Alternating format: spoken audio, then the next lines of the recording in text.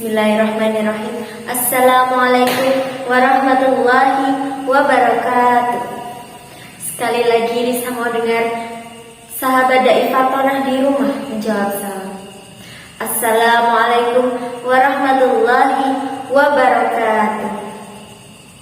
Alhamdulillah, alhamdulillahi, asyhadu an la ilaha illallah wa asyhadu anna Muhammadar Rasulullah.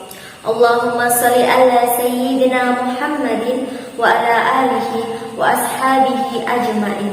Amma ba'd.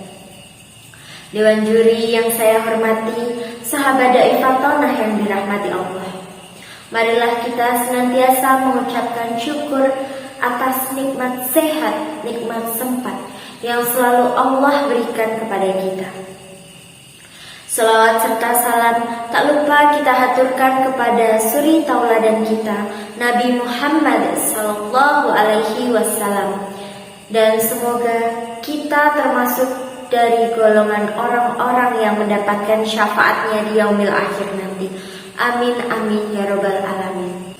Sahabat Dai Fatonah yang dirahmati Allah, perkenalkan, saya Risa Alfianita, peserta asal Karanganyar, Jawa Tengah. Saat ini saya berusia 21 tahun. Dan pada kesempatan yang berbahagia ini, saya akan membawakan kultum singkat dengan judul Sudahkah Kita Ikhlas Dalam Beribadah? Pemirsa sekalian dimanapun Anda berada, bukankah kita diciptakan hanya untuk beribadah kepada Allah? Ya, semua orang tentu sudah mengetahui akan hal itu. Namun, kita beribadah bukan hanya sekedar beribadah. Kita beribadah haruslah dengan hati yang ikhlas. Lalu, apa itu yang dimaksud dengan ikhlas dalam beribadah? Allah Subhanahu wa Ta'ala berfirman dalam Quran surah Al-Bayyinah ayat 5. A'udzu billahi minasyaitonir rajim. Bismillahirrahmanirrahim.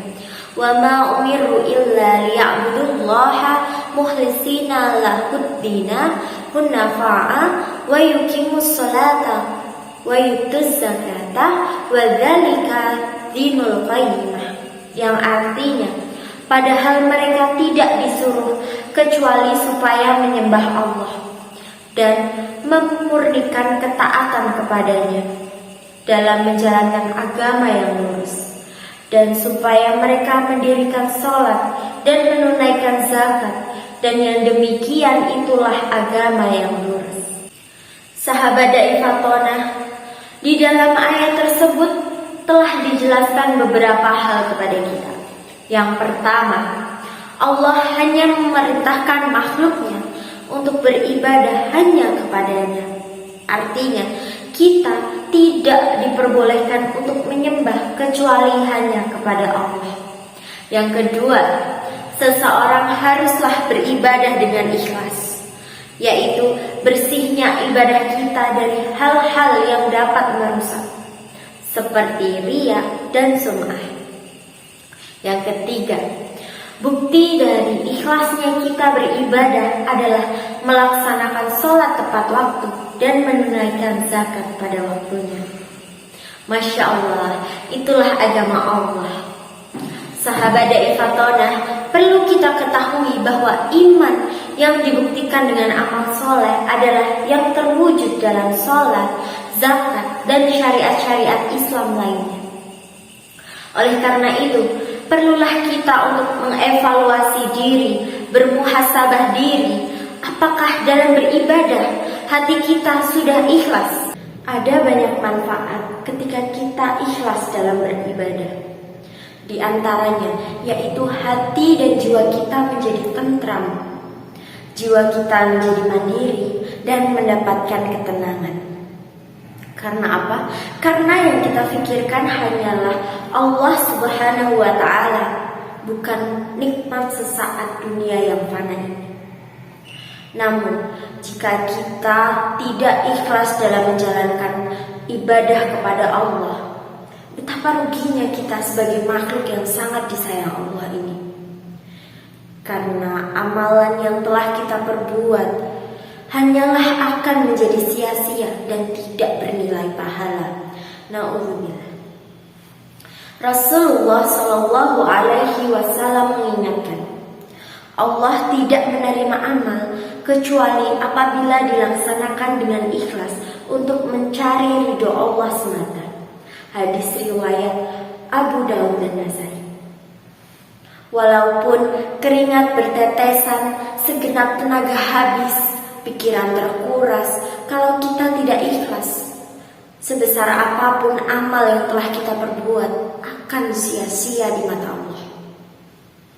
Maka sangatlah rugi orang yang sedekah habis-habisan apabila hanya ingin disebut sebagai dermawan. Keikhlasan dalam hati tidak hanya membuat amal kebaikan kita diterima, tetapi juga membuat kita mendapatkan pertolongan dari Allah Subhanahu wa Ta'ala. Nabi Muhammad Sallallahu Alaihi Wasallam bersabda, Allah akan menolong umat ini karena sebab orang miskin, karena doa orang miskin tersebut, karena salat mereka, dan karena keikhlasan mereka dalam beramal. Hadis riwayat An-Nasai.